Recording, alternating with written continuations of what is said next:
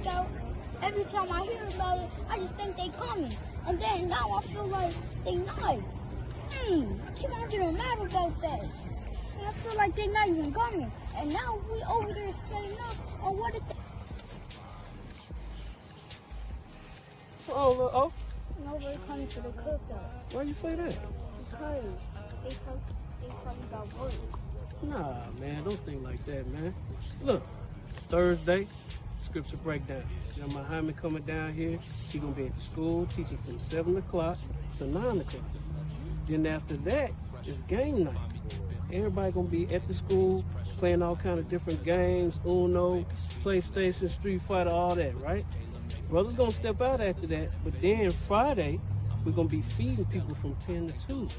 We're gonna feed our people at J.C. Napier in university. So we're gonna do a food and clothing drive. After that, family day. On top of during family day also, we're gonna have a sisters tea party. So everybody's coming to that. And at the family day, it's gonna be bowling, movies, it's gonna be a restaurant in there, arcade, and that's just the start. Saturday is the cookout, the blackout cookout. It's at 1 o'clock to 6. Everybody coming down here. Well, sir, I'm really happy now. You good? I'm really happy now. That's what's up, man. Let's go help our brothers, all right? All right, come on. All right, my man. Take a ride in the spaceship. Watch me slide in the glide. There's a ride on the spaceship.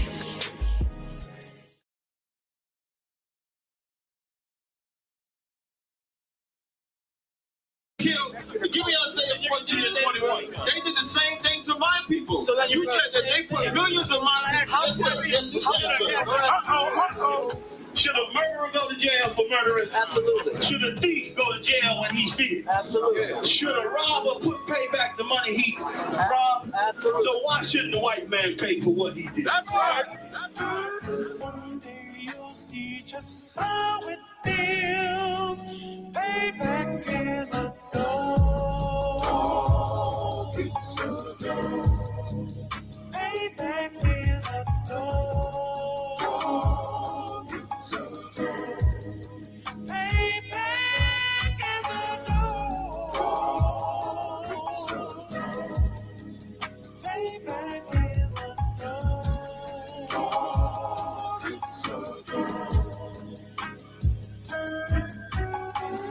I'm in a hell of a hole, was never expected to grow. Just obstacle set in the road, that a result of me selling my soul.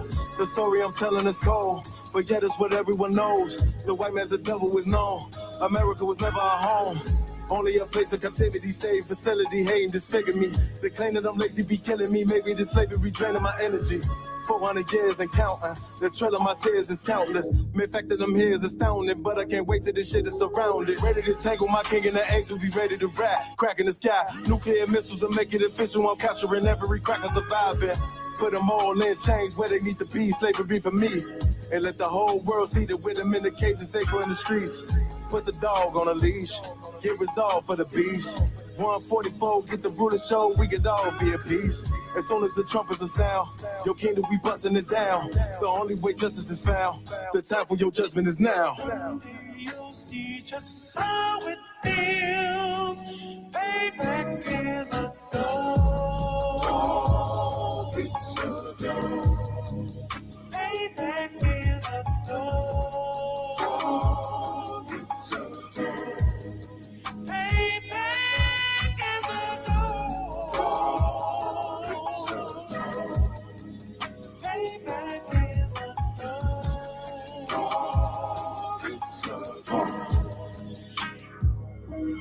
Look, ain't no remorse in my blood cell. It won't be no compromise. Now it's time to feed the worms. Watch his body turn to flies. I clutch iron while you trust the lies.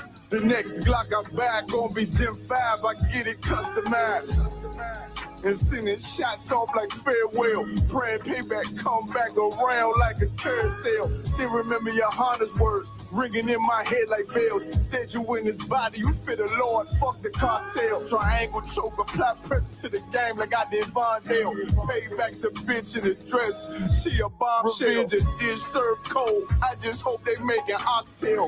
Glock fresh out the box, I swear it got that new car smell. Made myself a target in a world of mad shooters. There was design fire for our babies to pass through. In the day of our king's reign, I'll be overzealous. They bought my jealous, I bought brand new parabellums. You'll see just how it feels. Payback is a dog. It's a dog.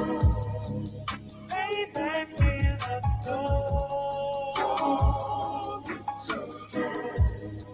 Payback is a dog. It's a dog.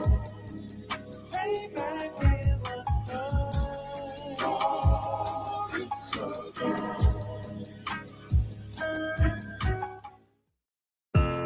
Yeah, go to messed up, no. Bad news, fit to beat your home, nigga. Yeah. Yeah. Go on, get on that ass real quick one time. 144, baby. They said you get on, you gon' represent. I said, of course. Soon as they trade that beat, I ride that bitch just like a horse. She about to go dumb, yeah, bitch, me whole guard. You ain't know they call me Obi-Wan. I go with the force. You gon' ride, yeah, of course. Get it lit up like a torch. You either low or this Lord, so that bitch is either or. Yeah, I know them niggas ain't cut like that. I swear I'm too hardcore. Wait up, let me make a call right quick. I'ma start another war. I was hurting when she left, but I don't care about anymore. I need a Vaseline like my Nina Puffer boy. Took a sock, watch the door. Matter of fact, like a dog. Any problem, let them go. We gon' snatch they soul like Shang-Chi. Put them out of service, keep them tools like Miss Harper Free. Try to hope you way too late. I'm headed straight to the safe. Throw that one up like a trophy. I'm that nigga, ain't no debate. Throw them boys, we taking notes. Call them up like set the date. This shit a piece of cake. Yeah, my bitches came from Whole Foods. Told them put on that top 3. Then bring me my house shoes. Don't make excuses, make moves. These niggas ungrateful, gotta show them UPK rules. I make hits like I can't lose. They said you get on, you gon' represent. I said, of course. Soon as they trade that beat, I ride that business like a horse. She about to go dumb, yeah, bitch, the whole guard. You ain't know they call me Obi-Wan. I come with the force. You gon' ride, yeah, of course. Get it lit up like a torch. You either low or this Lord, so that bitch is either or. Yeah, I know them niggas ain't cut like that. I swear I'm too hardcore. Yeah, I just got off the call. I'ma start another war. Spit a plate up with my niggas, get your knife and your fork. They ain't locked in with the count and with the speaking to me fart. Yeah, I just took the floor. Ain't no cowards in my campaign. They can't stop the campaign. Tell them bring the champagne. They know I'm a champion. They can see the outcome. Get them niggas bad, got them tied down and outdone. You can't do with them steps, but niggas been down since day one. We run up the bands, bitch, like Dylan. They say you get on, you gon' represent. I said, of course. Soon as they trade that beat, I read that bitch just like a horse. Yeah, about to go dumb, yeah, bitch, we whole guard. You ain't know they call me Obi-Wan. I come with the force. You gon' ride, yeah, of course. Get it lit up like a torch. You either low or this low, so that bitch is either or. I told you niggas, you ain't cut like that. I swear I'm too hardcore. And I just made it go. We gon' start another war. Yeah.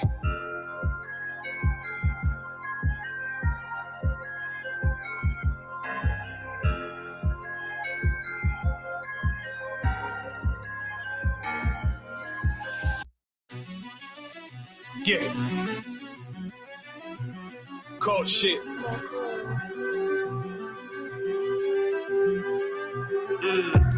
I ain't come with goons, but I'm well connected. Walk in the room and pop, like you got rejected. Let me see if you qualify or not. Spinning up in a tinted truck, riding around your block.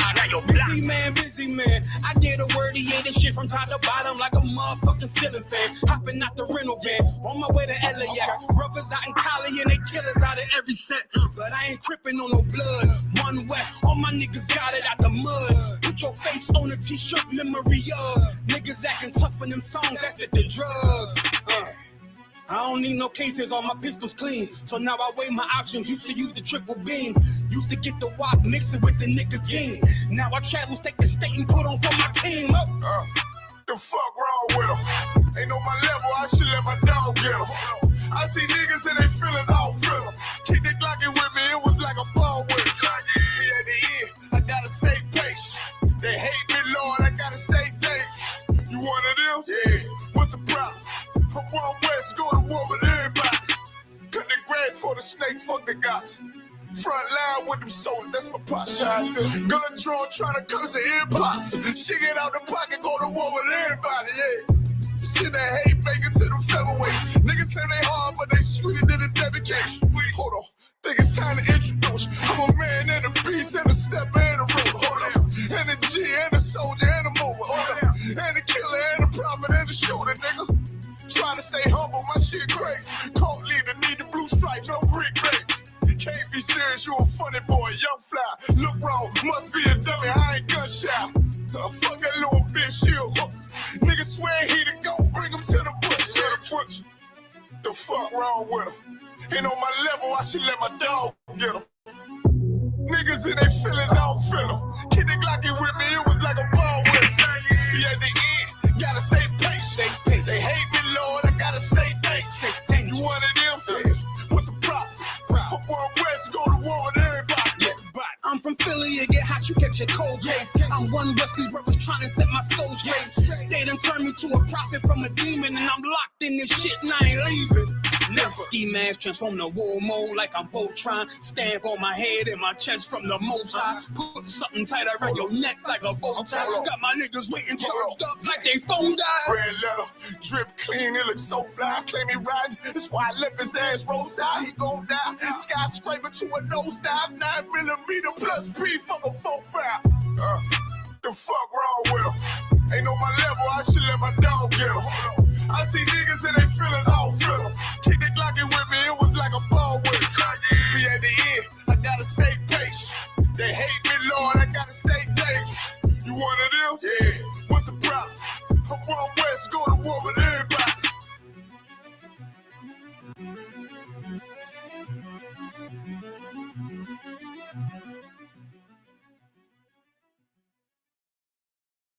I saw that my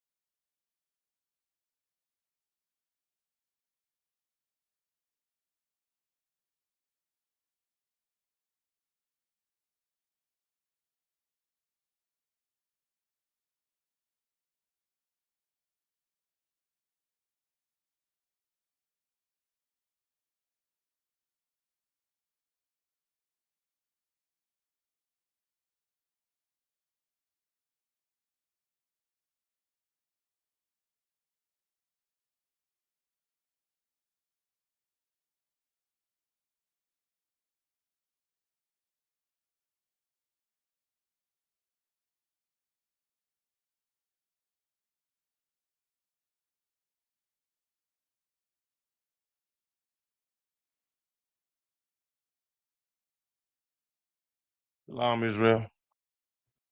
This is the ISUPK. Under Commanding General Hunter, started out at 1 West 125th Street in Harlem, New York. This is the ISUPK Wednesday night Nashville Law class. I am priest and officer Zabak Yasharallah. Here in the ISUPK and the Commanding General Hunter, we are not affiliated with no other Hebrew Israelite group that is on the face of this earth. For we are the ISUPK home of the truth. We're not affiliated with Christianity. We're not affiliated with Scientology, Egyptology, not affiliated with Judaism, Islam. We're not affiliated with no fake religious nothing. For we are home of the truth. Here in the ISUBK since 1969, we've been teaching blacks, Latinos, and Native American Indians that you are the true biblical Jews according to the words of God. That you are God's chosen people, the greatest people that ever walked the face of this earth. My topic for tonight is stay focused, never give up, especially in the end times that we are in. Because if you are still doing things that is pleasurable and pleasurable to you, then it's no way that you can stay focused. You know, you're giving too much time and putting forth too much energy in keeping up with the now instead of coming and doing what God say do.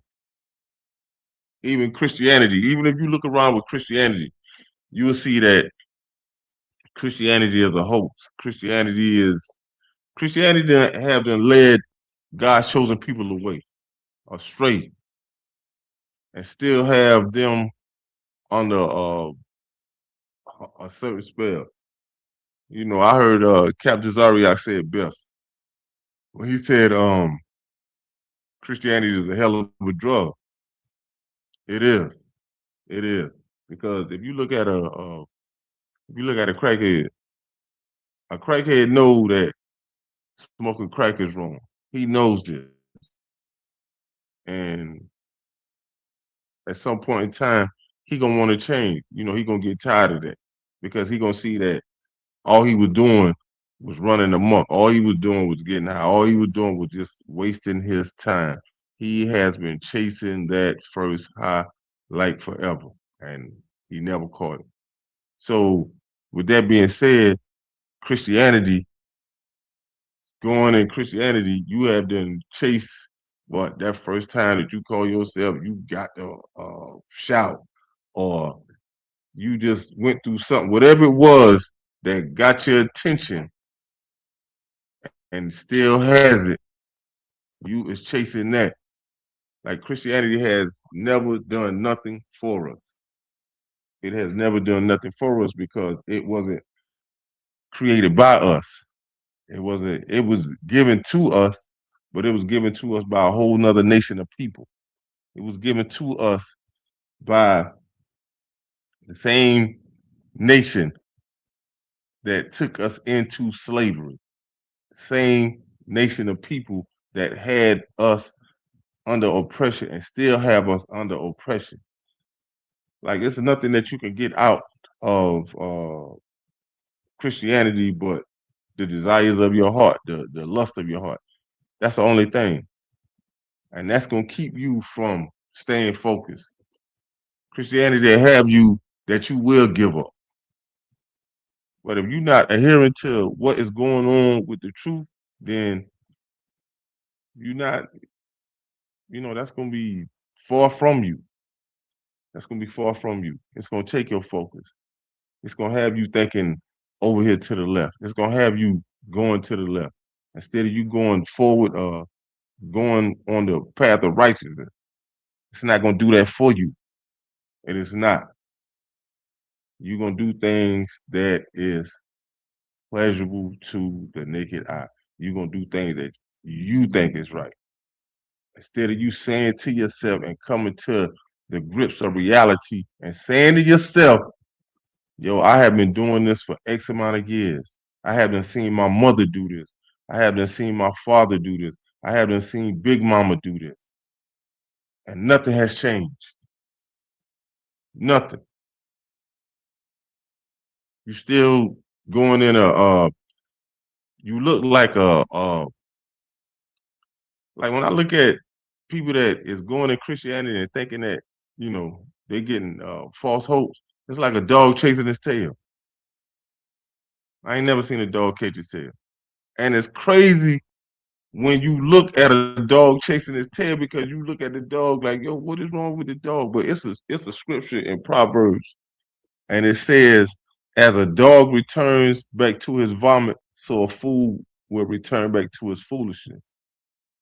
And that right there, like, that is one of the many banners that Christianity has been up under. And still to this day, like,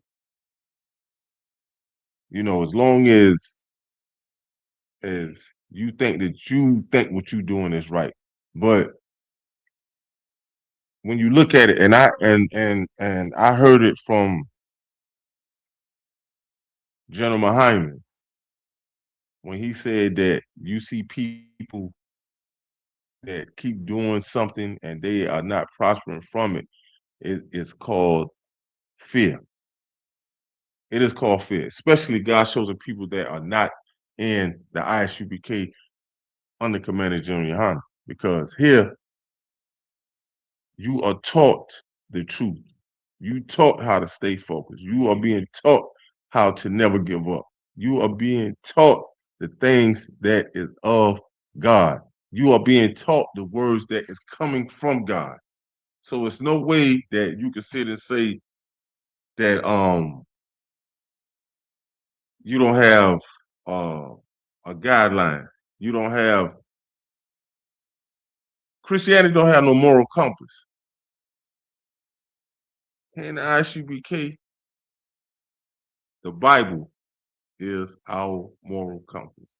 Keeping the law, statutes, and commandments will keep you grounded. It's no way that you can sit and say that, I don't know this, I don't know that. Even if you not in the ISUPK and the Commander General Yohana, still yet, you can chime into the classes. You can ask questions. And you can do this. You have some people that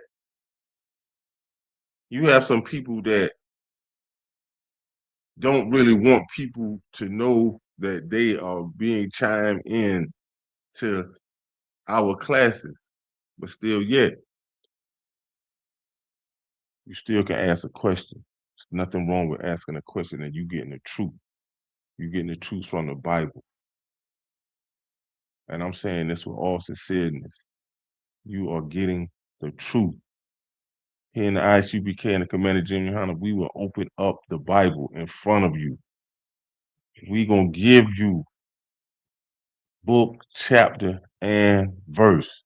We're going to give you precept upon precept, line upon line, here a little, there a little. So it's no way that you're not going to get how we feel or according to how we feel. You're going to get it straight from the Most High. That's who you're going to get it from.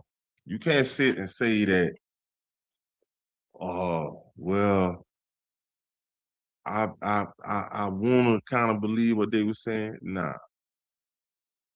And it's not going to be to the point that you're going to walk away not having a clear understanding, because you will have a clear understanding.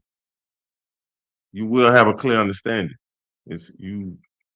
You're not going to walk away like, unless you have a certain spirit that's on you that it won't allow you to hear the words of the Most High. But other than that, yes, here in the ISUPK and Commander General Yohana, we answer all questions. We answer all questions. And since I've been in the truth, I have not seen a question that have not been answered. I can't tell you a time. I mean, even listening to when Commander General Yohana said that when he first came, he was sitting on a wooden chair, and he said that he had multiple questions. For every question that he had asked that night, every question that he asked got answered. And he said that did it for him. He said that did it for him, and he never looked back. And since I've been here, since I've been in this truth, like I said, I have never seen not a question that did not get answered. So in these times, the times that we are coming up on, we are coming up on some harsh times, some times that's really gonna make you really question yourself. Like, what am I really doing? Like, what is my purpose? Where do I go from here? Who can I call on? And in ISUPK, we are doing Zephaniah 2 and 1. We are going and gathering that nation that is not desired. Because when you look around and you look and see that the people that are being oppressed, the people that are being unalive, the people that are still being incarcerated, the people that have been incarcerated since, oh man, they have been incarcerated so long till it has then took DNA to have released them. These are God's chosen people. These are the people that we are going back and we are getting. This is that nation that is not being desired. It's no. But we're gonna jump off into some things that's pertaining to staying focused, never giving up. I mean, you too all? Yeah, all right. All right. I forgot to ask. Are there any questions in the class? Are there any questions? Go ahead, young man.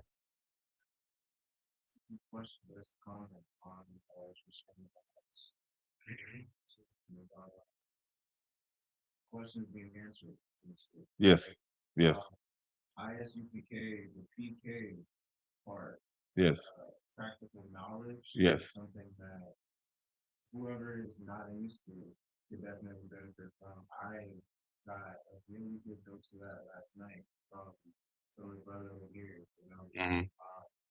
I could say that if I was still in the world, that since I've been in the school, which has not been near as long as I've been in Yes. school, right? Yes. Since I've been in the world, since I've been in the school, I've gained not only knowledge of the scriptures, but now access to how to apply the wisdom of the scriptures in a way of practical knowledge. Yes. Christian church don't want me. No. No. No. No. Nah, but what you saying is what you saying is a thing of truth. What you saying is a thing of truth because by you getting practical knowledge, you are able now to use it in your everyday walk in life. In your everyday walk in life, because now it's things that you was doing, and now that you are absorbing this practical knowledge, you know how to move different. You know how to you can think a little more better because now it's like this right here. Hold up. I was moving like that. That's why I was getting them kind of results. So now I'm moving like this, and things are starting to get a little clever. Things are starting to get a little better now. Now I don't have to walk as hard or walk as fast. I can take my time. I can take my time, and I'm gonna still get there because now you're learning how to move. You learn how to think better. You learn how to think better, and it's good to hear. It's good to see a young man as yourself coming into this truth because you are staying diligent. You and your diligent falls under that consistency. Falls under that consistency, man, and I like that. I like that because I remember I watch you get your hair cut. I watch you. As a matter of fact, I recorded it. I recorded it, and you know, but we still got more work to do, and we still gonna keep pushing. We gonna keep going, and we ain't gonna stop until that sky crack. And even with that sky crack, still gonna put in more work. We still gonna go. We still gonna go. Still gonna go. But hey, water to you for your services, man. For real, for real. Yeah, yonder boy. A yonder boy. A yonder boy. But let me get John chapter 8. And now we're gonna go to verse 32. We're gonna go to verse 32. We're gonna start getting into some of these precepts. And we're gonna deal with We're gonna deal with, staying focused, stay focused and stay focused, never give up. Because that's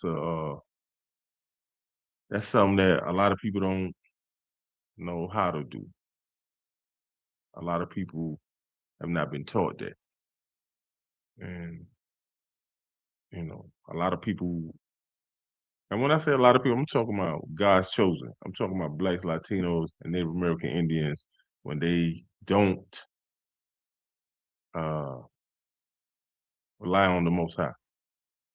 When they don't rely on the Most High, they feel like I can do this, I can do that, and that's a saying. You keep doing what you do, you're gonna keep getting what you get. Like, you're gonna have to switch up. You're gonna have to try something else. You know what I'm saying? Like, and that trying something else is that of the Most High. That trying something else is learning of the truth. But I can say this here. A lot of people are coming to learning of this truth. A lot of people are coming to hearing this truth. You know what I'm saying? It just takes a matter of time that they come to the realization that what I've been hearing is really the truth. It's really the truth. Like, it's really the word of God. You gotta put your differences aside and stop looking at the priests and prophets that is of the Lord in the ISUPK and stop worrying like, we are not Europeans. We don't dress like Europeans. You are not gonna see no hard bottoms. You is not gonna see a suit that's supposed to be $1,000 and better. You getting austere men. You getting men that is of the Most High. Because if you go about and you read these scriptures, you can't show me not one prophet that was sent by the Most High that had on a pair of Stacey Adams or had on some alligators, had on a name brand suit, cufflinks, had nah. You're not getting that. You getting that attire from so-called white men. That's why we say the white man is the devil that the Bible speaks of, because he will come to you. He'll come to you a wolf in sheep clothing. he gonna come to you like that, and he only got one purpose. Seek, kill, and destroy. It's a lot. You got that. Go ahead. This is John chapter 8, verse 32. And ye shall know the truth. You should know what? And ye shall know the truth. Here in the ISUPK and the Commander General Hunter, what you gonna get? And ye shall know the truth. Go ahead. And the truth shall make you free. It's gonna make you free of all the lies that you have been told, all the lies that you have heard. Hearing that, and some of the things that's in Christianity, it's gonna set you free from being told, talking about, God give you free will. Come as you are. God loves everybody. All of these are lies. That's just like at the top of the lie bracket when it comes down to things that is not going to allow you to stay focused. Because something that will make you give up. One of the things that'll make you give up, going in the Christian church and you looking on to Black leaders that's supposed to build up communities, supposed to teach you, supposed to be there for you. One of the things that you will get that you will see in a church, if say you go into church and you coming up on some hard times, we all do that. We all do that, especially if you don't have like good money managing skills. So now you might need help with rent, you might need help with the lights. But you seeing things that's going on around you within the church. That is why you are going to these people asking for help because you're seeing what's going on. You seeing what's going on. You seeing the preacher pulling up in whatever year you in. You seeing him coming up in a car that's in that year. You seeing it all look nice. So you seeing what's going on. You seeing the money that is being took in the church. Go ahead. Well, I can say, what you were talking about before the precept with the preacher being dressed all preaching, if you will, and what you're touching on right now reminds me of something that I come across and watched another class. These preachers and pastors, whatever they go by, they get the whole ism from pimps.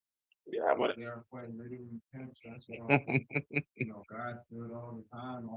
God's good. That don't mean that.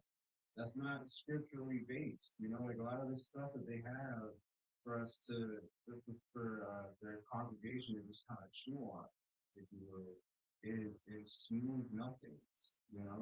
That's the same thing for pimps. I don't even know real pimps. I just know about pimps from movies. But I mean, the two match up. So like, but yeah, I remember, and this is where I want to say, I knew, me being from out of New York, I knew about the ISUPK. I did. I have seen them on the corners. I have.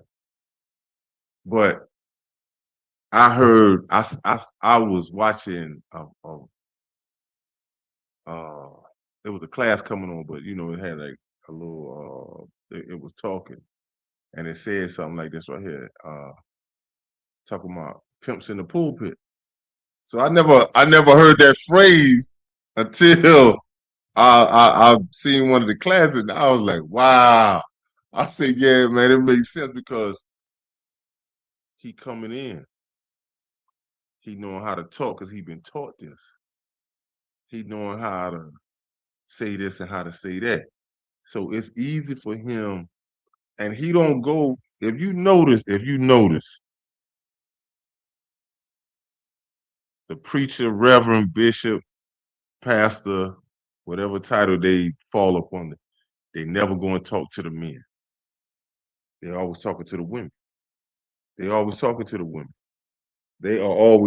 women. So he'll get that woman, and she gonna go and she gonna recruit. Ain't no telling what she's saying. Girl, you just need to listen to her. Just, girl, come on, come with me. You know what I'm saying? On something like that. Nah, for real, yo, man.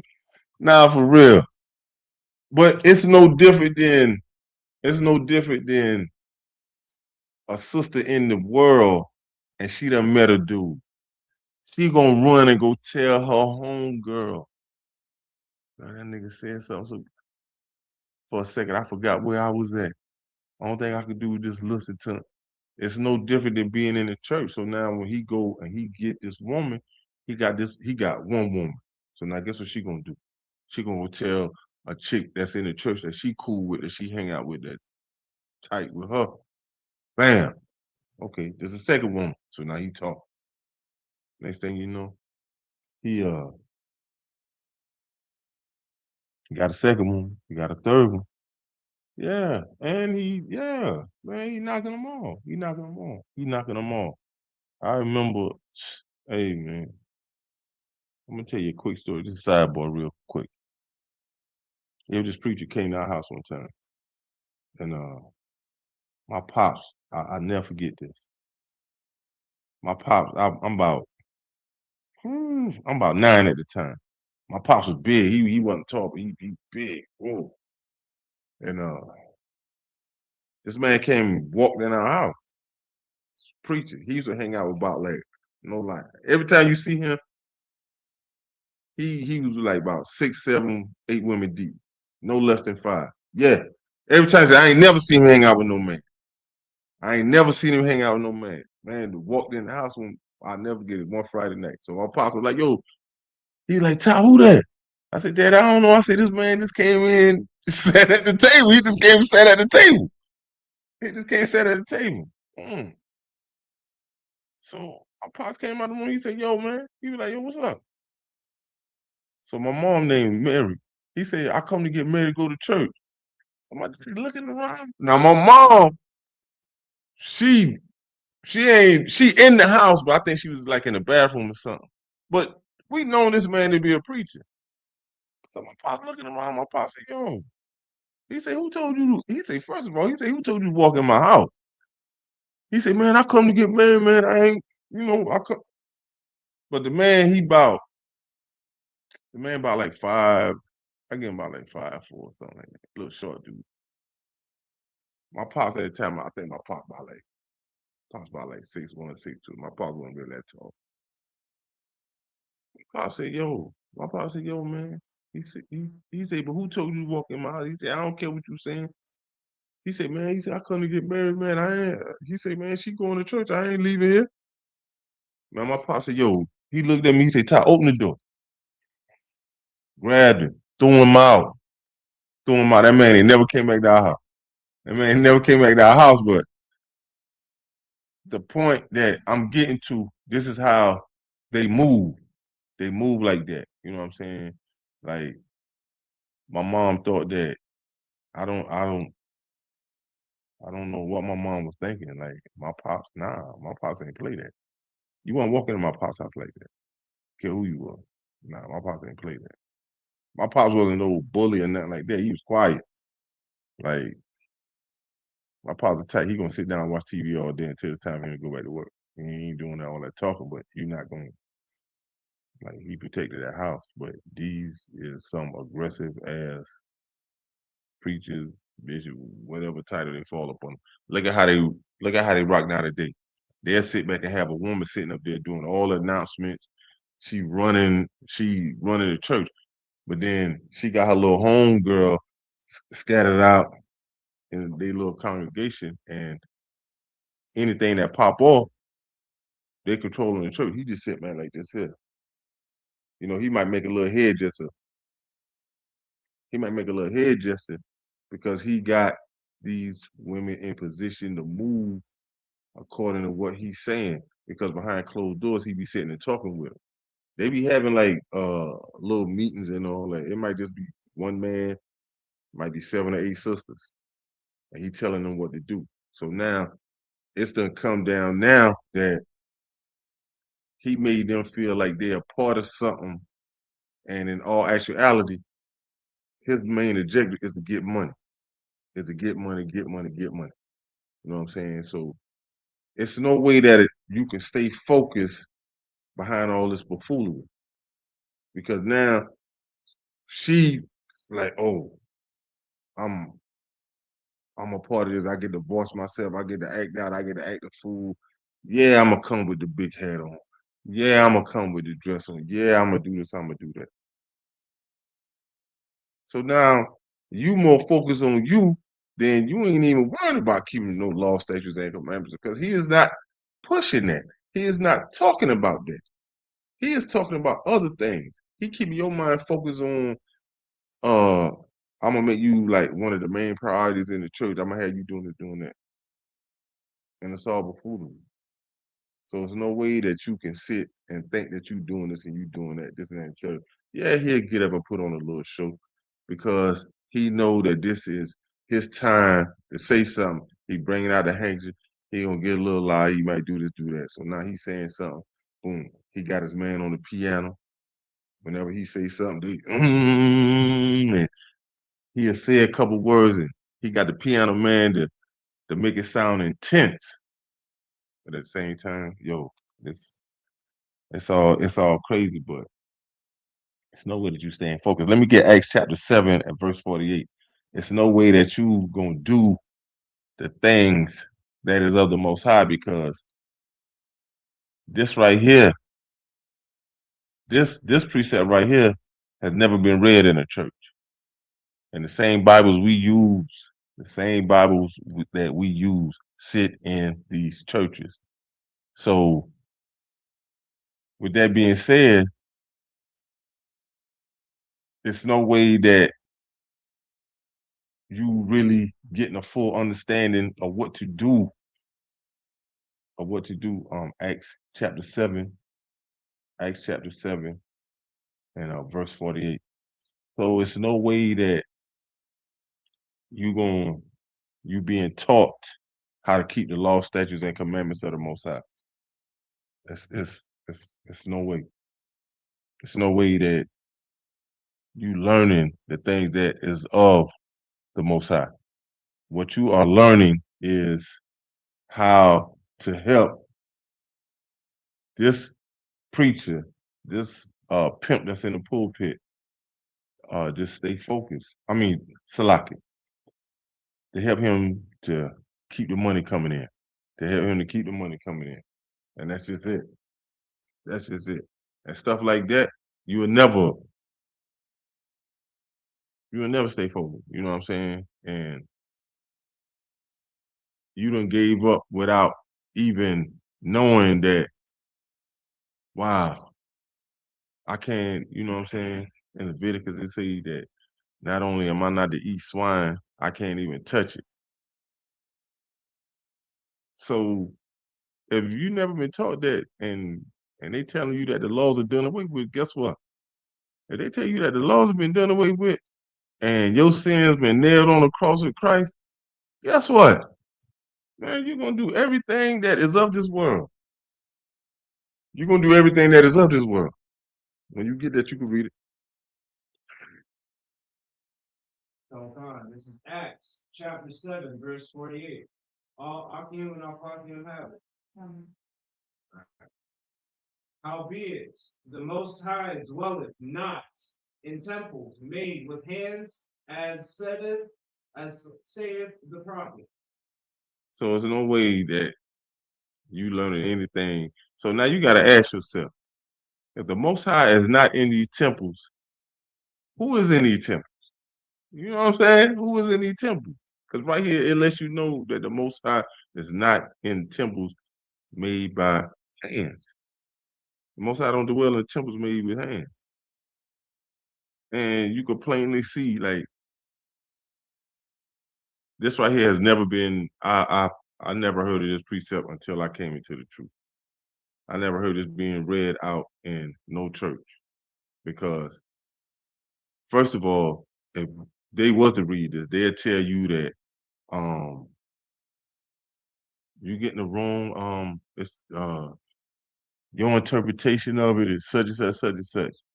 But it clearly tells you how be it the Most High dwelleth not in temples made with hands. So if you was to ask somebody that you consider your church to be a temple, and there's yes. So now you pull this out, you done box them up real quick. You done box them up. So now they're gonna be like, but hold on. Your interpretation. Now I just ask you a simple question. Do you consider a church to be a temple? That's real simple. Do you consider a church to be a temple? Of course they're gonna say yes. They're gonna tell you yes. So now, by them saying yes, okay. So read Acts chapter 7, verse 48. So now they feel like, oh man, you trying to trick me. No, I'm not trying to trick you. I just asked you a simple question. It ain't no different than you asking somebody like, yo, how long have you been a Christian? So they could say, well, I've been a Christian about 10, 15 years. So what did you do? What did you do for Christmas last year? I did. You see what I'm saying, young man? Like stuff like that. Like you would make a person trample up on their words. So now when you take them to and even if you go like you start talking about Christmas, you can hit them with Amos chapter 5 and verse 21, when the Most High say, I despise your feast days. So now, even if they come back and try to say, well, the law's done away with, okay, well, show me. I got $500 to nothing. All you got to do is show me. You get this $500. This ain't no bet, no nothing. That'll be like this right here. You show me your birth certificate, I'll give you $100. Real simple. So now they ain't gonna be able to show you that. So now they looking at you a certain type of way because they got certain spirits on them. So now they mad at you. Because this right here, they don't talk like this in a Christian church. So, yeah. Well, if I may, what you're bringing out right here with this precept is so serious because it's reminding me of what I don't want to Bashamon's classes on with the different renditions of the Bible. Like the Shopper's read it so many times. With the Sports Bible and the Slave Bible and all that. They have the Old and New Testament in some of these churches, but the gag is that they're not teaching it. They're not going in the book. They just have them in the pews, if they even have them in the pews, but they have the book, the document there. But they're not going to go in there and show the people that, yo, this what's being taught is a lie. You know? because yes. I was gonna ask a question about what you just read.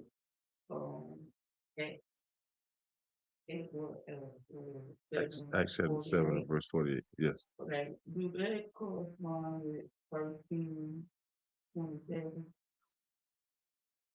1 Kings. Let's go there. Let's go there. Let's go there. 8:27.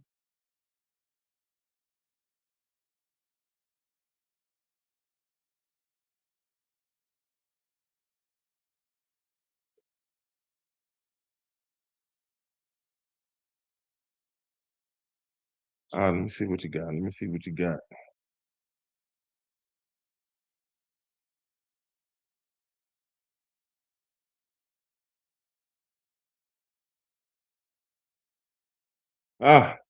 You want to read it? I'll read. Okay, I'm gonna wait him. I'm gonna wait him. Because you say 1 Kings chapter 8 and verse 27.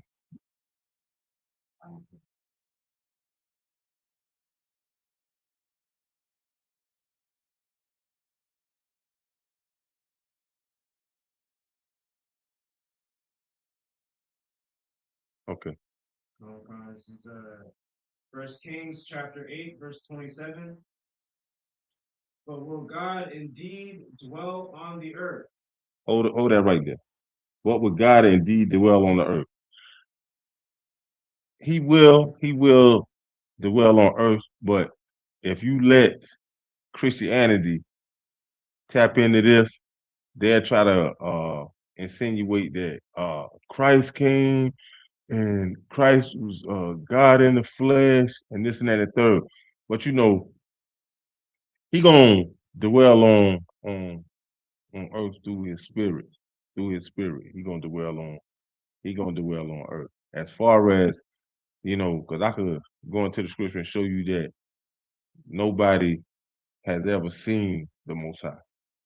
You know what I'm saying? I mean, even down when Moses asked that he could see him, and God told him, say that, you know, no man has ever seen me and live.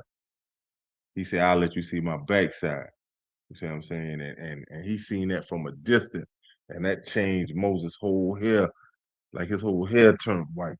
So when he came down off of Mount Sinai, like his whole figure, like they was looking at him like, you know, our people was looking at Moses like, yo, but in spirit, he gonna dwell on earth. But go ahead, dude.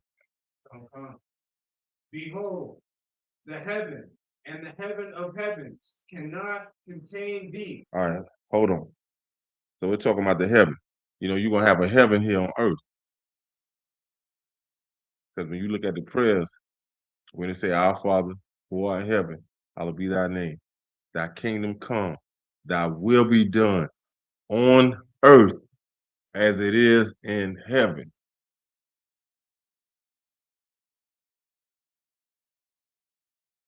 I ain't confused you, Emma.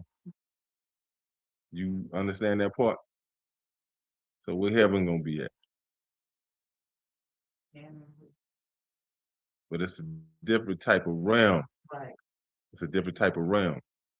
Because when you look at the heaven that it talks about that's gonna be on earth, like heaven ain't no different than hell. But it's a condition, a state of being. See what I'm saying? But where the Most High dwell, it's a heaven. You know what I'm saying? Go ahead. Oh God. How much less this house than I have built? It's uh it don't, because when you look at Acts chapter 7 and verse 48, it's talking about how the Most High don't dwell in temples made by man hand. So this right here just talking about but God will indeed dwell on but God but with God indeed dwell on the earth. So this more so asking a question, and then it's going into making a statement. It say, behold, the heaven and heaven of heavens cannot contain thee. How much less the house that I have built? Not to confuse you. It's Acts chapter 7, verse 48. But I know where you got that from. You looked into where they be having like these little things that's in the middle. I was saying it because it say the temple is not made by man's hands, but then in here it says, but the house I have built. Mhm. So that's what I was trying to, like the difference between the not made by man's hands, but then he built the house, the Most High built the house for what? No. No, the Most High didn't build a house of worship. Well, not. Men, Yeah. but you gotta look at it like this right here. Look at it like this right here. Let me see if I can bring it all the way home for you with this right here. If they say that we worship God, why do they have all these churches if it's only one God? Does that make sense? Mhm. So now you have to say to yourself, look at what goes on in these churches. You see what I'm saying? You mean to tell me you got two men, you got a man that's married another man, and the one man, he called himself a pastor, and the other man, he calls himself the first lady? So you think God is in that church? So the house that he built saying just like the house in heaven is built.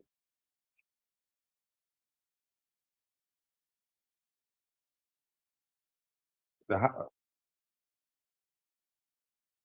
huh? No, but we'll ask that question in class, because I'm trying to get you to understand the difference between Acts chapter 7 and verse 48 and this right here. Because what I'm talking about with Acts chapter 7 and verse 48 is talking about how the things, like what is going on in these temples, and the Most High say that he don't dwell in these temples. Because if you look at what is going on today, it's no way that the Most High is in a temple that is made by man's hands, and you have a woman that is in there preaching. You see what I'm saying? So it's no way. It's no way that uh there's a, like I say, you got homosexuals in there. You have men sleeping with another man's wife. You have women sleeping with another woman's husband. So there's no way that the Most High is in the temple. Yeah. Go ahead, young man. You had your hand up.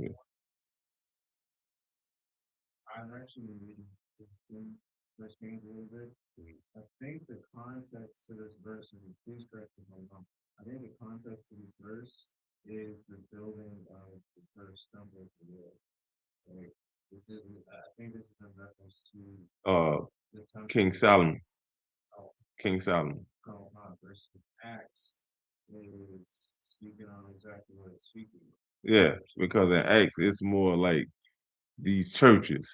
That's in reference to these churches. But yeah, that's a good point. That's a good point.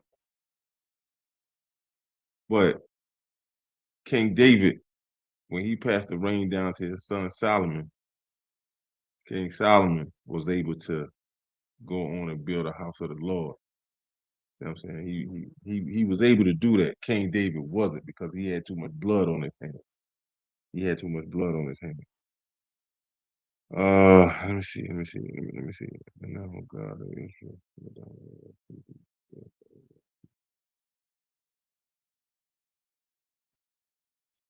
Yeah, yeah. Because when you go up to 26, even verse 25, it say, "Therefore now, Lord God of Israel, keep with thy servant David, my father, that thou promised him, saying, there shall not fail thee a man in my sight to sit on the throne of Israel, so that thy children take heed to their way, that thou walk before me as thou hast walked before me. And now, O God of Israel, let that word I pray thee." Verse 26, Salah.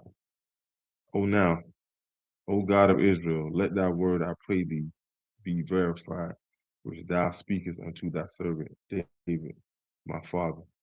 Verse 27, "But will God indeed dwell on earth? Behold, the heaven and heaven of heavens cannot contain thee. How much less this house that I have built?" So yeah, that's yes. Let me see, verse 28. You see, "Yet have thou respect unto the prayer of thy servant, unto the supplication, O Lord my God, to hearken unto the cry, unto the prayer which thy servant prayed before thee today." Verse 29, "That thy eyes may be open toward this house night and day, even toward this place which thou hast said, my name shall be there, that thou mayest hearken unto the prayer which thy servant shall make toward this place." Yes, this right here is in reference to King Solomon is building the temple of the Lord. So do you understand? You kind of got the difference now? Mhm. Like one is the temple that the Most High told David that he couldn't build due to the fact that his hands was bloody.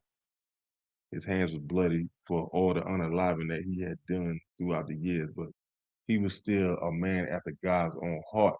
So it was passed down to King Solomon to build the temple, which the temple was built. But now when you get in Acts chapter 7 and verse 48, because I got another precept for that. I have another precept for that. So now when you get to Acts chapter 7 and verse 48, when it's talking about how these temples, how the Most High say he don't dwell in these temples made by man's hands. But then you have to say to yourself, why isn't the Most High in these temples that made by man's hands? So now you have to look and see what is going on in these temples. Tell me what's going on in these temples, sis. So if you saying everything, because listen, let me say this here. Let me say this here. When you look at what is going on in the world, what is going on in the world is going on in these temples. So being that the things that are going on in this world, if it's going on in these temples, now do it line up with Acts chapter 7, verse 48. "Howbeit the Most High dwelleth not in temples made with hands." So now do it line up. So now out of all the temples, out of all the churches that you could think of, that you know of, and I'm not asking you to like start naming them up, yeah, over here, over here, over here. I'm not asking you to do that. But I'm just asking you for a general visualization of it. Can you say out of all the churches that you have ever seen, is the Most High dwelling in there? Why is that? Because they not keeping the law, statutes, and commandments. Yes. So now do that line up with this? Acts chapter 7, verse 48. Mhm. So now do you get a better understanding? But I got some more for you. Let me get Jeremiah chapter 7. Jeremiah chapter 7 and verse 4. Because this right here is the precept to Acts chapter 7 and verse 48. This right here is the precept to that.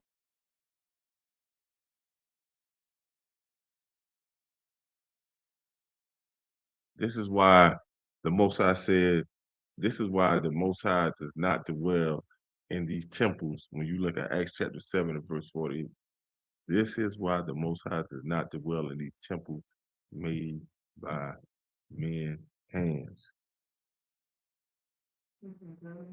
Jeremiah chapter 7 and verse 4. You have it?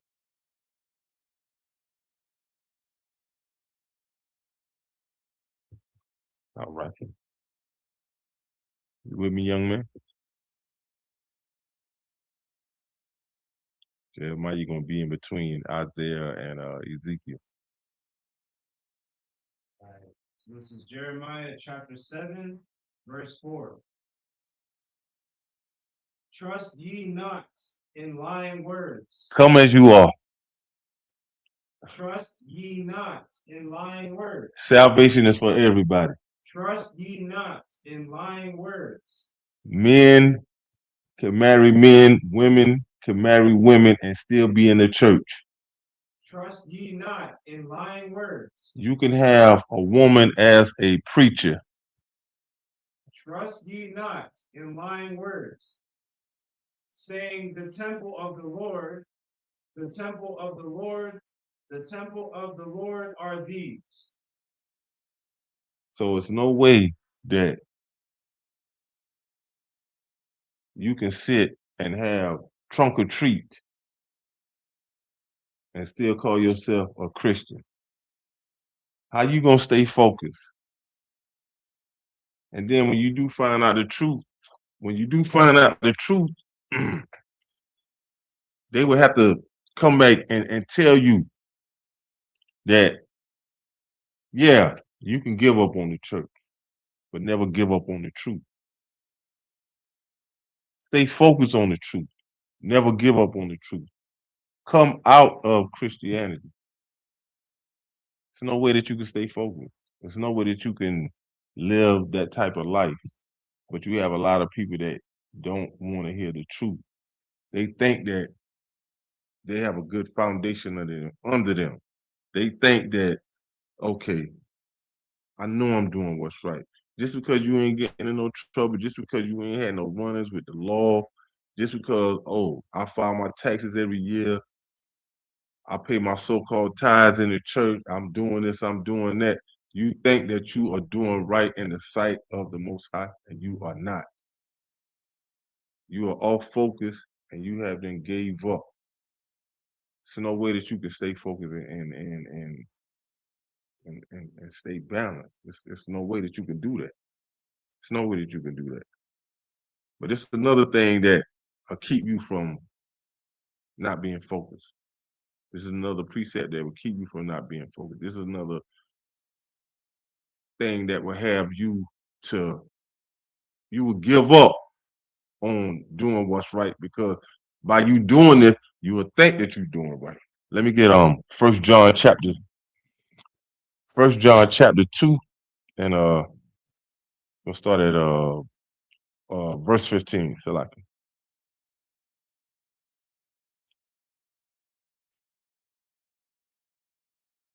So, when you have not been taught, and I hear a lot of people say that, I read the Bible for myself.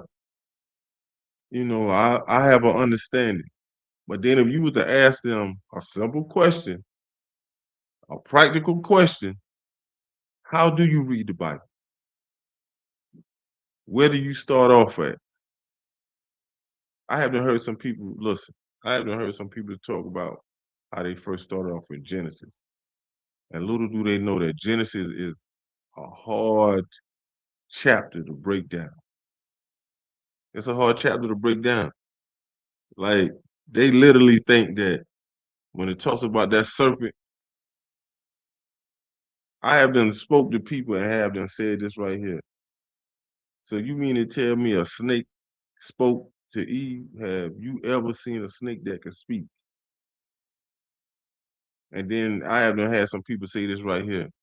Well, evolution hasn't changed. Oh man, now we on evolution. So I say so you believe in monkeys having babies? Well, that's a yes or no question. I haven't had some people tell me yes. So this is what I said. If evolution happened back then it should still be going. Why ain't monkeys? Why ain't if y'all say that monkeys having babies, having humans, why haven't humans gave birth to monkeys? And why haven't evolution still going on? If y'all want to sit and talk about people evolving, like, yo, come on, man, stop. But go ahead, you got that. You got it. This is 1 John chapter 2, verse 15. All argument of what you have. God. Love not the world. No, you should love the world. Love not the world. Do the things that is pleasable to you according to the world. Love not the world. Mm-hmm. Neither the things that are in the world.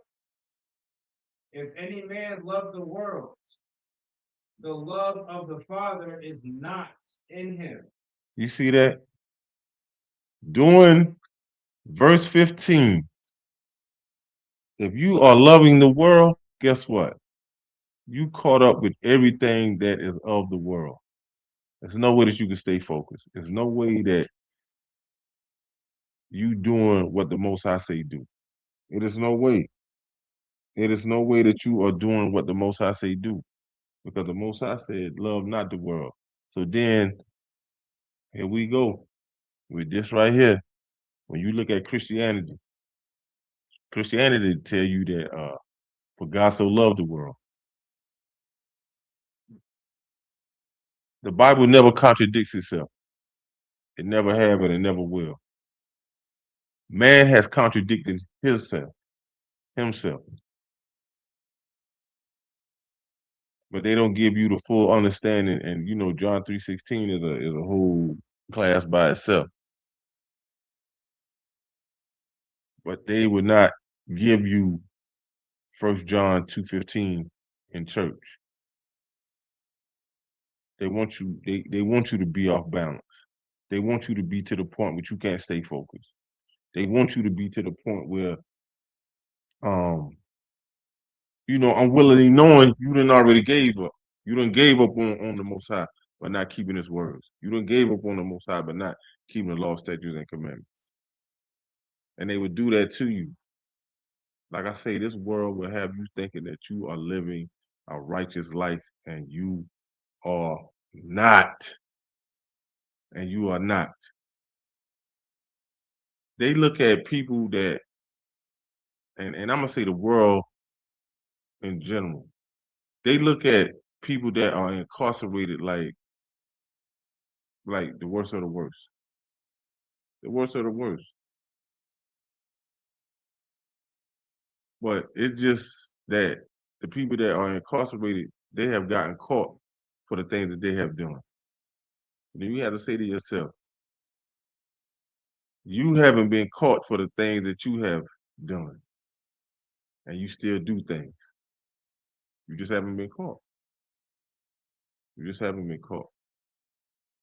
But there's a judge that keep records of everything. Every move you make, even down to your thoughts. Even down to your thoughts. But living according to this world will have you in a fix that you think that you being sly, you think that you move in a certain way, you think that you this and that and the third, and your focus is off. Your focus is off because you're too busy thinking about how I can keep up with the now. You're too busy worrying about this. You're too busy doing this. You're too busy going here, going here. You don't even have time. The Most High is not even in none of your thoughts. Only time you think about the Most High is when you come into a jam. And then that's when you look at the Most High like he a spare tire. The Most High said, you honor me with your mouth and your lips, but your heart is far from me. Meaning that, oh, how I love the Lord. Oh, how I do this, how I do that. But then when it's time to do what the Most High say do, now you have a problem. Now you don't want to do what the Most High say do. because it's taken away from you doing what you've been doing.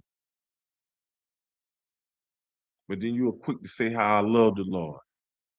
The Lord know my heart. The Lord knows me. You right, he do. You right, he do.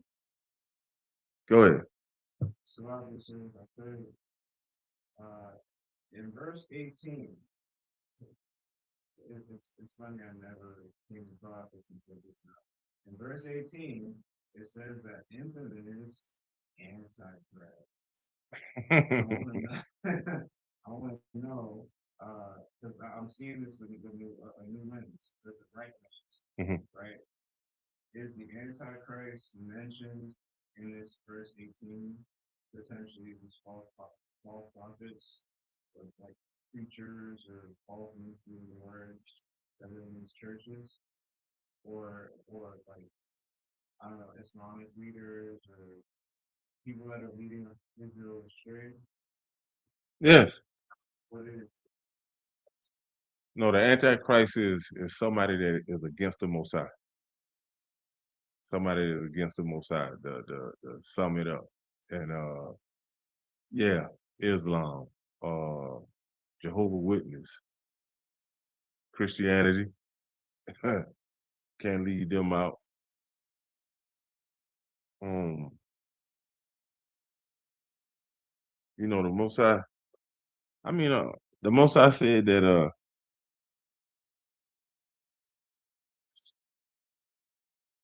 I mean, if you ain't with the Most High, you against him. Real simple. Real simple. You know what I'm saying? Like I say, a lot of people, you know, the Most High say you honor me with your mouth and your lips, but your heart is far from me. And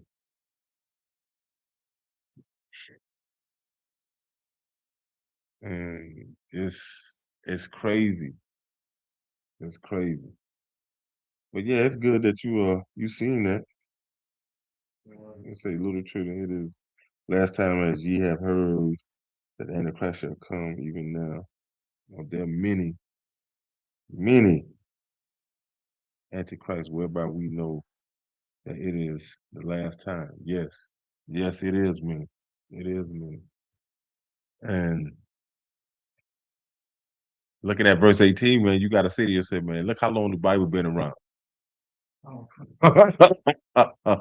Look how long the Bible been around. That's why the Most High said this right here. The Most High said that my ways are higher than man ways. My thoughts are higher than your thoughts. So you have people thinking that their way is all right just because you listen to them, just because you listening to them at that moment. But all the prophecies that are in the Bible have been came to pass and still have some still yet to come. So it's no way, and you know, even the Most High said this here too. He said, my words will go out and won't come back void. Meaning that everything and the Most High said is a thing of truth. Because even when you look at verse 21, it said, I have not written unto you because ye know not the truth, but because ye know it, and that no lie is of the truth. That no lie is of the truth. So there's no way that a person can sit and say that anything about God's words. That's why I don't get how people sit and say that they read the Bible for themselves when you don't even know how to break the Bible down. Because if you ask them, well, where do you start at? I haven't heard some people say, I read all of John. So you mean to tell me that you read the whole book of John and you ain't used not one precept? That ain't no different than you just reading a regular book. You just take a book off the shelf like you reading about, say, spaceships. Or you reading about growing flowers, something like that. You just reading the book through. The Bible, nah. Because once you start implementing and reading them precepts, the Bible start talking to you. On that topic, so I've been reading in the Bible. I've been reading. I started in Genesis, and then because I wanted to know about the song, I was reading. I started in First Kings. That's how I got to that piece of Temple. How would you say that one should start to read the Bible? Because from my education and what I know is much back. But obviously, Genesis, I'm now learning, is a very complex, very allegory. You read the Bible. You read the Bible with precepts. I'm gonna show you. Matter of fact, I'm gonna let the Most High tell you.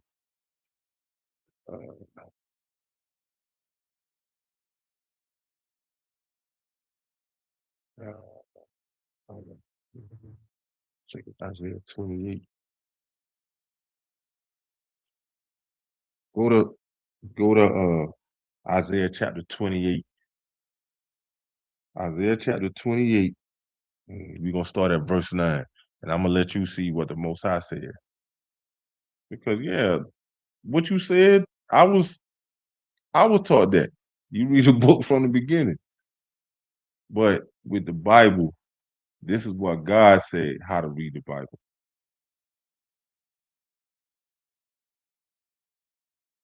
And so I'm not gonna sit here and tell you the So it was 28 verse 9. come. All right, read that. All right, this is Isaiah chapter 28, verse 9. Akim and Al-Qasim have it. God. Okay, whom shall he teach knowledge? Hold up. This is a question. Whom shall he teach knowledge? Whom shall he teach knowledge? So the knowledge you're going to get is the Bible. So it's asking the question, whom shall he teach knowledge? And I'm going to say this here, because the Bible's written to God's chosen people, Black, Latinos, and Native American Indians. So whom shall he teach knowledge? Anybody that is of the 12 tribes, God's chosen people. All right, go ahead. And whom shall he make to understand doctrine? All right, these are two questions. So doctrine is like teachings. So this right here, whom shall he teach knowledge? Whom shall he make to understand doctrine? All right, go ahead. Them that are Weaned. Them that are weaned from the milk. All right.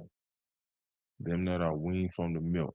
So you coming in, learning the Bible. You have to be taught how to read the Bible like a baby. I'm not calling you no baby, but you take a baby for instance. Let me use this metaphor. You wouldn't take a baby and feed that baby like asparagus, cream corn, rice, and all that stuff. Nah, you're gonna get a baby milk. And the reason that you're giving the baby milk because you're trying to you're making the baby to grow. So now as the baby start getting bigger on the milk, then you start adding like they got like the baby oatmeal. So now they got like baby food. So now the baby's starting to get bigger, the baby start getting bigger. So now guess what? I done seen some old school mothers, they'll take like some rice and mash it down and you know what I'm saying? They'll take like some peas and string beans, mash it down, take some mashed potatoes, mash it down.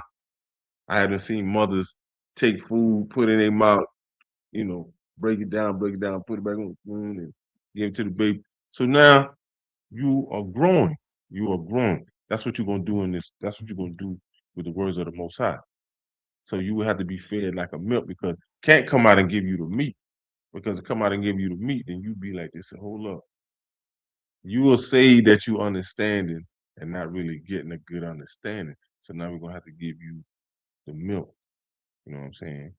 So this is how you would be taught how to read the words of the Most High. So come on. And drawn from the breasts. All right. Come. Verse 10. For precepts must be upon precepts. So you know what the word precept means?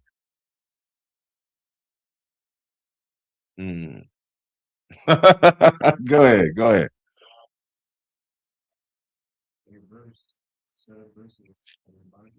It would be that, but a precept ain't nothing but a command. Precept ain't nothing but a command. Precept is nothing but a command. So now, you know what precept means. So now you know that you're getting a clear understanding of how to read the Bible. So come on, continue. Line upon line. All right. So come on. Line upon line. Here a little. Here a little. Old Testament. Come on. And there a little. New Testament. Here a little. Look. Let me show you how to look. Here a little. There a little. But you're going to use precept upon precept. So now, I'm going to give you a precept to this. Go to Psalms 119 and verse 104. Verse 104.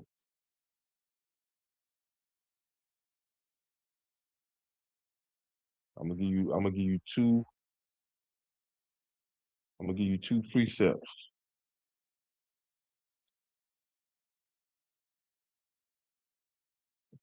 I'm gonna give you two precepts. Just let me know. Let me find this out.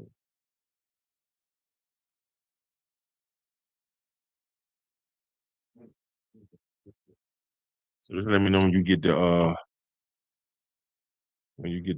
Psalms 119.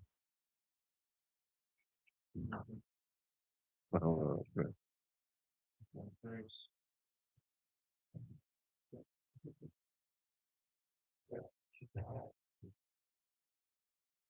So you there? Not yet.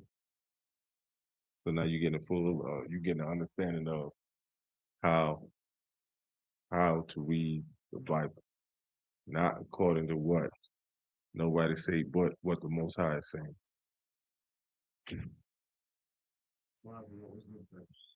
You're gonna go to Psalms 119 and verse 104.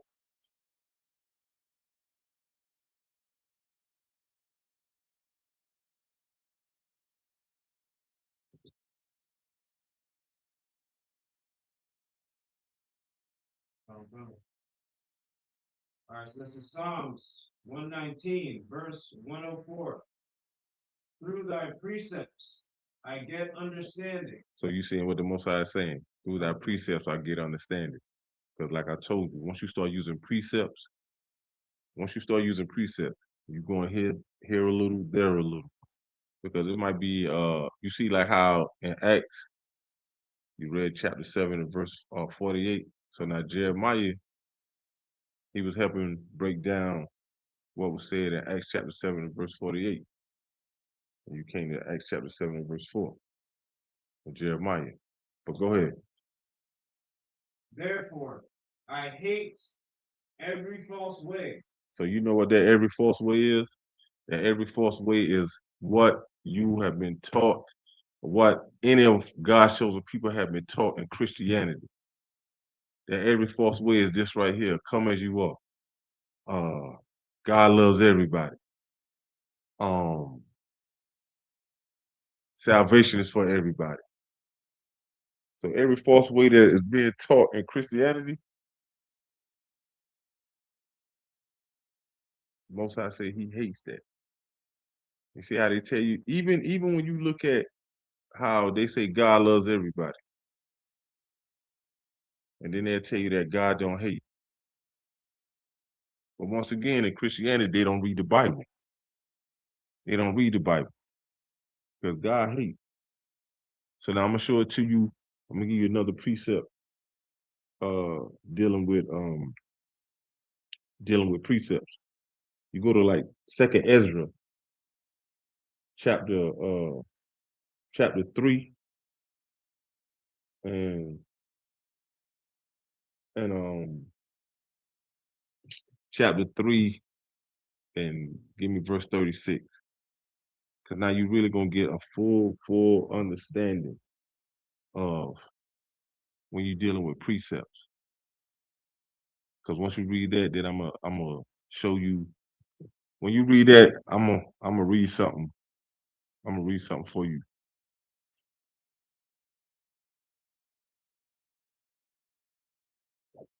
And I'm gonna show you how, when you're using precepts, how the Bible start talking to you, how the Bible start telling the story.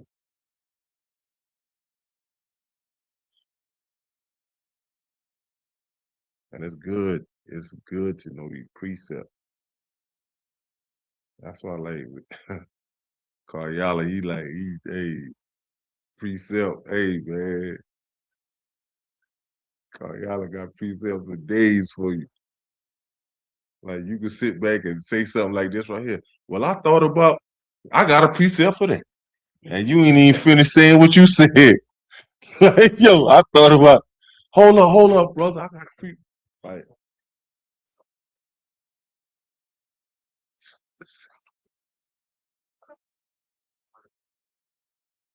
who can know it?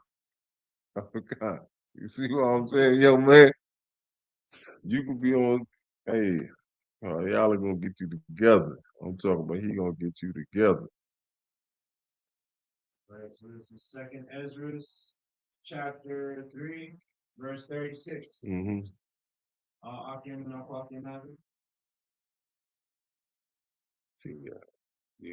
She ain't got no apocrypha. Nah, this in the apocrypha. This in the apocrypha. Gotta get you together. Gonna take you to the bookstore. You don't have no apocrypha. You got apocrypha in that book?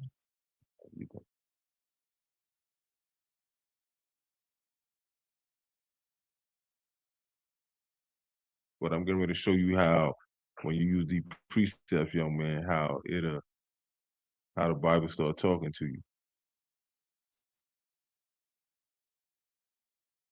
So when you had it, you can read it. Thou shalt find that Israel by name hath kept thy precepts.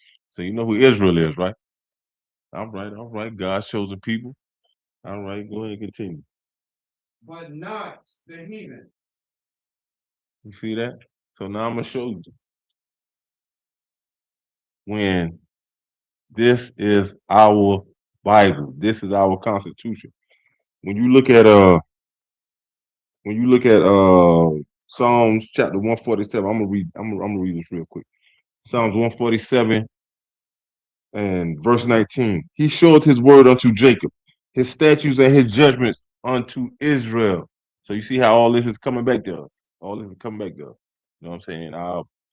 It's our Constitution. All right, verse 20. He have not dealt so with any nation, and as for his judgments, they have not known them. See how this come back to us? So you see how when you read in 2nd Ezra chapter 3 and verse 36, I say that thou shalt find that Israel by name have kept thy precepts, but not the heathen. So now when you look at our black leaders that's in Christianity, there's no way they're gonna help you stay focused. Because you have a lot of our people that have went to theologian school, which is white supremacy. So they have been taught their way. And white supremacy, it's all about money with them. It's all about money with them. It's no, I'm teaching you the thing that is of God. But they don't have God in none of their thoughts. Not one. But I'm gonna show you something else. We're dealing with this right here. Like when you look at, you can write this down. I'm gonna just read this real quick. Like when you look at Psalms 50 and verse 5, Psalms 50 and verse 16. The Most High said, but unto the wicked, God said, what hast thou to do to declare my statutes, or that thou shouldest take my covenant in thy mouth? You see how they took our book and made billions upon billions off of it? Like the Most High said, yo, y'all ain't even got no business even holding this book. If you really want to be technical with it, you know what I'm saying? Like, but they have been took our book and said that, yo, this is a religious book. But there's no way that you can stay focused calling yourself being a Christian. Yes. When I was like coming up in church and my granddaddy was a pastor and we had went to some church and the pastor whatever was preaching and my granddaddy had asked him something about he was like telling him about he was like, well, you know the council won't let me talk about that. And I'm like, but this your church, but like if you in the council or if the council got you over a certain position, it's some stuff they won't let you talk about. So you ain't teaching what you supposed to teach in the beginning. If you got a hold a position and can't teach what you really want to teach. But for him to make a statement like that, he got to make himself look like he politically correct by saying the council. Just that word alone, you know what I'm saying? Because now it's like, oh, okay, he limited to saying what he can say. Mm-hmm. You know what I'm saying? But at the end of the day, I know they would still pass around that collection plate. Right. That ain't stopped. With, you know, and I'm gonna say this until I can't say it no more. Every church ain't nothing but a trap house. That's all. They there to get one thing, just to get some money. You know what I'm saying? Like, y'all have, like, look at us. We all got slaves. They'll tax us. You got to pay taxes. You mess around and try to make a little slick move on your taxes, they're going to jam you up. But you mean to tell me you could go in a building every Sunday and get tax-free money? You have some people that get into that business, and that's a business. It ain't got nothing to do with the Most High. That's a business. They go into that because they know what they have done seen growing up.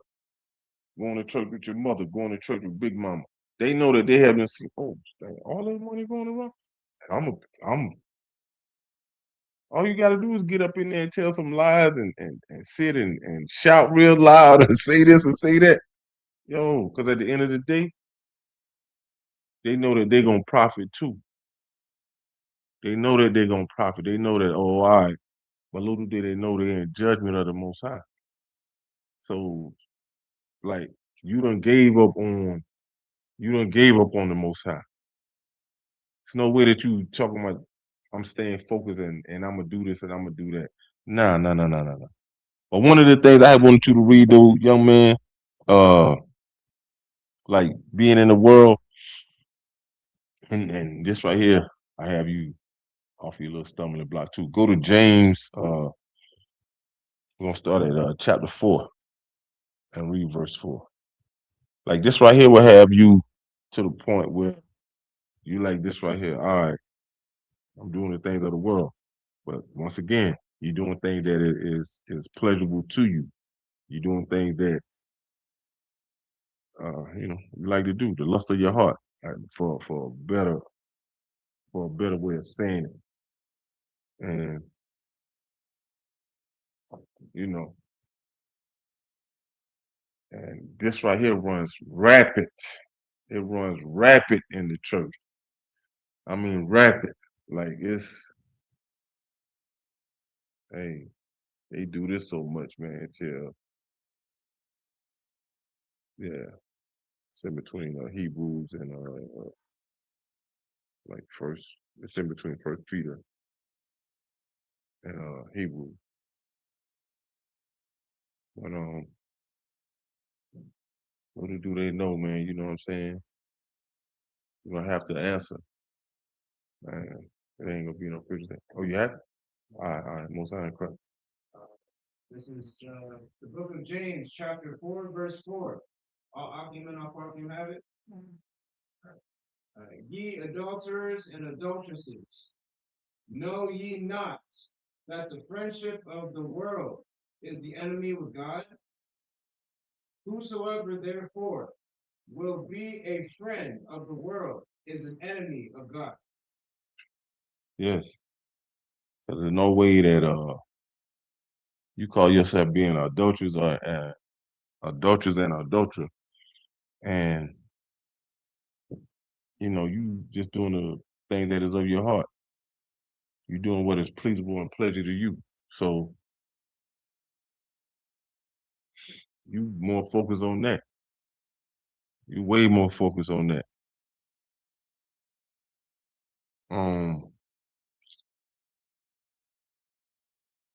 But being that you live in a worldly life and you're not doing the things that is of the Most High, it's it's crazy because we coming up in some times where you really gonna have to come back to the Most High. You should take it upon yourself and just want to do it. Look at the things that you have done went through. Look at the suffering of God's chosen people, especially if you Black, Latino, and Native American Indian. You should want this for yourself because it is not getting no better for God's chosen people. For the people that you are seeing being oppressed, for the people that you are seeing being unalive, for the people that you are seeing being incarcerated on a large amount, like you got to come to grips and say that, you know, it's time that I change. Doing all these things like celebrating Christmas, Valentine's Day, Mother's Day, New Year's, all these crazy man-made holidays, and every holiday that I ever heard of that's been celebrated, somebody hasn't gotten unalive. Argument, it never went good. It has never went good. But we'll sit and say some crazy stuff like this right here. Well, yo, that's on them. Yo, that's we. But here in the ISUPK, the Commanders in the priests and prophets, we get it. You don't know the truth. You never been taught the truth. You never been taught how to stay focused. You never been taught that you should never give up. And being that you never been taught that, you going, what's up? A lot of the precepts, but I guess I want to rephrase my question. So, what would be the most straightforward books to read, start understanding the Bible? Because I know that it's to be read with precepts, right? But if I only have I mean it. the amount of Go ahead. given, the amount of time that I read through, I obviously can't have near enough precepts to cover everything that I can read in the Bible, right?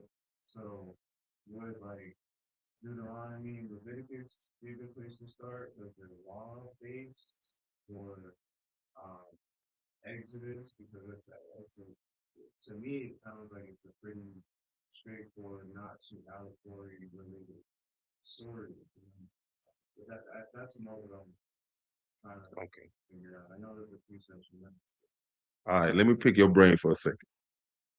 What is it that you want to learn about?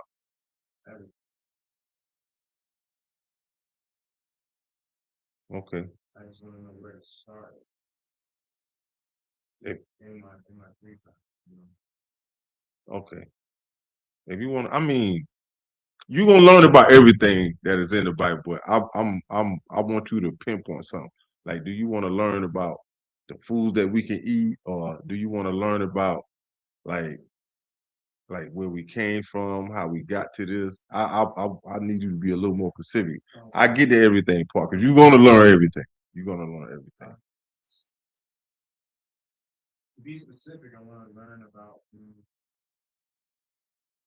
the culture that we come from as Israelites, the laws and statutes, not to sound too complicated, right? But laws and statutes that created the culture that we think. All right. So you have to go back into and like into the first 5 books. I think you can start in like I think you start like in Exodus. Exodus, because that's when we came out of captivity. When we came out of captivity. Well, I figured if I was starting Genesis, that's when Israel was born. That's But it Esau, you see Jacob. my mind ran on that, but Genesis kind of hard, and you have to sit down. Like my best recommendation, sit down with a Karyala. Sit down with a Karyala. But yeah, you can start with Genesis. Yeah, you can start with Genesis. Yeah, because that's when we went into well, I ain't going back too far, but we went into captivity. Went into captivity under Pharaoh. That's the end of Genesis. Then dang, I ain't even go for. See, you wouldn't understand none of it, in Genesis, if it goes in order. The first 5 books go in order. So Right. you will see how we end up being done like in Exodus at the end of Genesis. Mm-hmm. Right. Yeah, but you have to sit down. Yeah, the water. But you have to sit down with a Karyala. That's my best recommendation because Karyala got precepts upon precepts. Like Genesis, it's a tough book. Genesis is a tough book. Like you will have to sit down. Like you know what I'm saying. And yeah, Genesis is it's a tough book. But yeah, Karyala, he got the precepts. But that's who you sit down with. But you have to carry the Karyala like he got like some little free time. But that's what he loved to do. That's what he loved to do. And Genesis is. I remember sitting in one of his classes, man. I was like, whoa. Like, yeah. Yeah, that's it, man. Yeah. But I got this one last precept for you, man.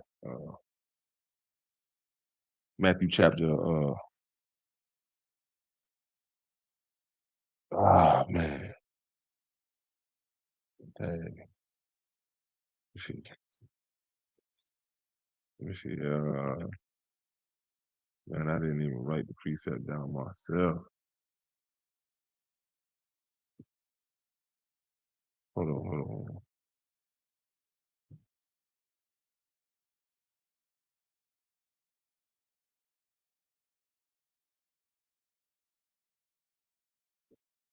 Oh man, why I ain't write this precept down, Matthew? Hold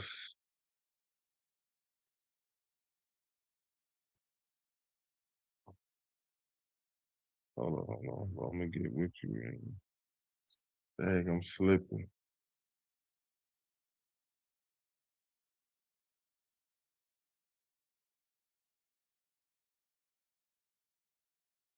Matthew chapter 6 and verse 24. Huh? See, that sounds familiar. Yeah. Matthew chapter 6 and verse 24. Because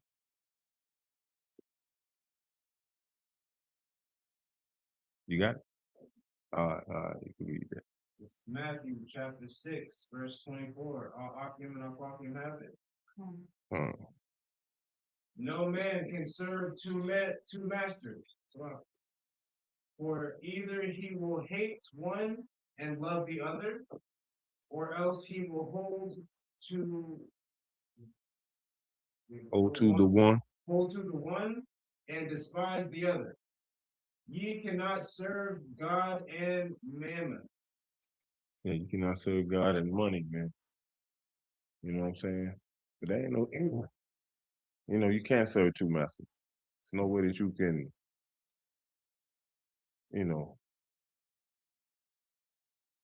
call yourself Thanksgiving. Something as simple as call yourself talking about, oh, I'm just buy some flowers, get a little box of chocolate, like doing Valentine's Day.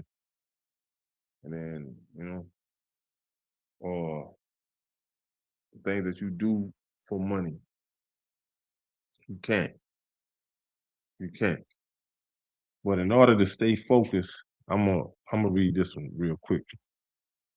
When you look at Ecclesiastes chapter 12, Ecclesiastes chapter 12,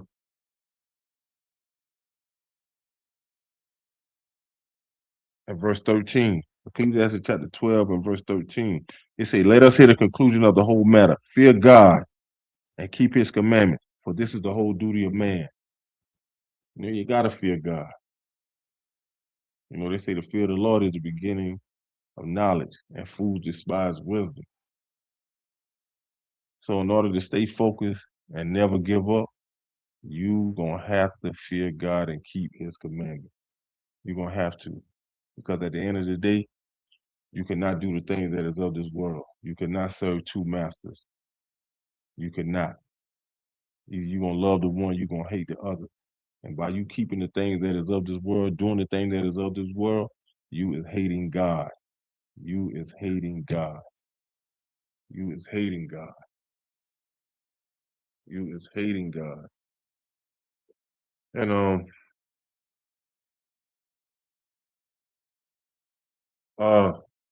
powerful scripture breakdown class tomorrow.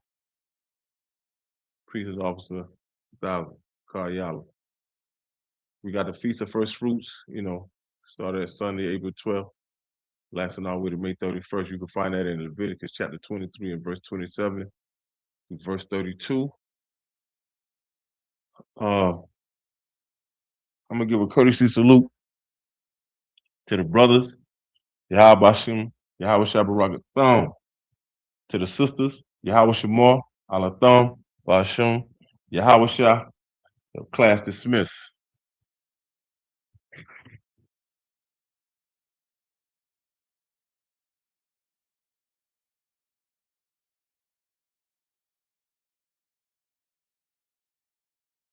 Man, ain't nobody coming to the cookout. Every time I hear about it, I just think they coming. And then now I feel like they not. I keep on getting mad about that. And I feel like they not even coming. And now we over there setting up on what it. Oh, Nobody coming to the cookout. why you say that? Because they talking about work. Nah, man, don't think like that, man. Look, Thursday, scripture breakdown. Jeremiah Hyman coming down here. He gonna be at the school teaching from 7 o'clock to 9 o'clock. Then after that, it's game night. Everybody gonna be at the school playing all kind of different games, Uno, PlayStation, Street Fighter, all that, right? Brothers gonna step out after that, but then Friday, we're gonna be feeding people from 10 to 2. We're gonna feed our people at JC Napier in university. So we're gonna do a food and clothing drive. After that, family day. On top of during family day also, we're gonna have a sisters tea party. What? So everybody's coming to that. And at the family day, it's gonna be bowling, movies, it's gonna be a restaurant in there, arcade, and that's just the start. Saturday is the cookout, the blackout cookout. It's at 1 o'clock to 6. Everybody coming down here. Well, sir, I'm very happy now. You good? I'm very happy now. That's what's up, man. Let's go help our brothers, all right? All right, my man. Take a ride in